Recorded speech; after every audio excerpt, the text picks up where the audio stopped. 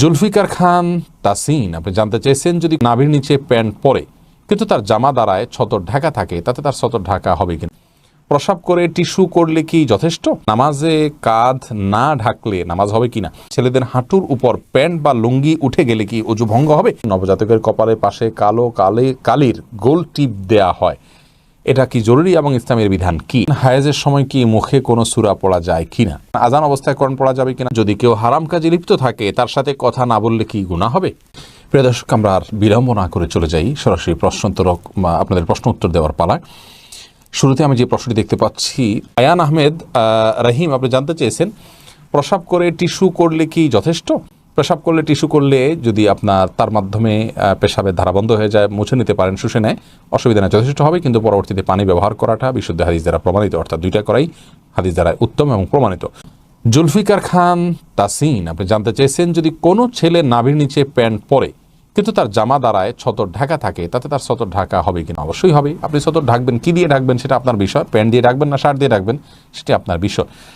মাহদি হাসান জানতেছেন, নামাজে কাঁধ না ঢাকলে নামাজ হবে কিনা? নামাজ হয়ে যাবে, কিন্তু মাকরু হবে, যেহেতু বেশ কয়েকটি বিশুদ্ধ হাদিস দ্বারায় কাঁধ ঢাকার বিষয়টির গুরুত্ব আরোপ করা হয়েছে, আমরা জানতে পারি।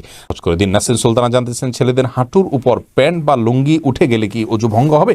হাঁটুর উপরে প্যান্ট বা লুঙ্গি উঠে গেলে, যদি একাকি থাকে অথবা লোকজন থাকে, যে অবস্থায় হোক না কোনো, কাপড় উঠে গেলে অজু কখনো ভঙ্গ হবে না। জারুর রহমান আশিক জানতে চেয়েছেন, নবজাতকের কপালের পাশে কালির গোল টিপ দেয়া হয়, এটা কি জরুরি এবং ইসলামের বিধান কি? এ সম্পর্কে আমাদের একটা ভিডিও আছে, আপনি দেখে নেবেন মেহরবানি করে।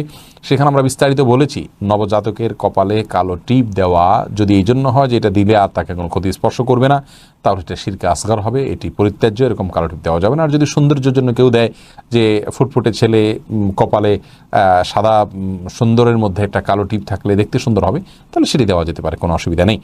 মেঘলা নিজম জানতে চেয়েছেন, হায়েজের সময় কি মুখে কোনো সূরা পড়া যায় কিনা? এ বিষয়ে আমরা বারবার বলেছি, বিষয়টি বিতর্কিত এবং মতপার্থক্যপূর্ণ, বিরোধপূর্ণ। অনেক ওলামাদের কাছে মতে পড়া যায়, বিশেষ করে সৌদি আরবে বিন বাজ, ইবনে উসাইমিন রাহিমাহুল্লাহ সহ অনেক ওলামাদের মতে পড়া যায়। এবার ইবনে তাইমিয়া রাহিমাহুল্লাহ, আবু হানিফা রাহিমাহুল্লাহ সহ জমহুর বা বেশিরভাগ আলেমদের মতে পড়া যায় না, তবে শোনা যায় সর্বাবস্থায়, নয়। এমডি আরিফ জানতে চেয়েছেন, আজান অবস্থায় কোরআন পড়া যাবে কিনা? যাবে, কোনো অসুবিধা নেই, তবে আজানের সময় কোরআন পড়া বন্ধ করে রেখে আজানের জবাব দেওয়া হলো সুন্নাহ। যখন যে জিনিসটা করা সুন্নাহ সেটাই করা হলো উচিত এবং কর্তব্য। ফয়সাল হাজি জানতে চেয়েছেন, যদি কেউ হারাম কাজে লিপ্ত থাকে তার সাথে কথা না বললে কি গুনাহ হবে?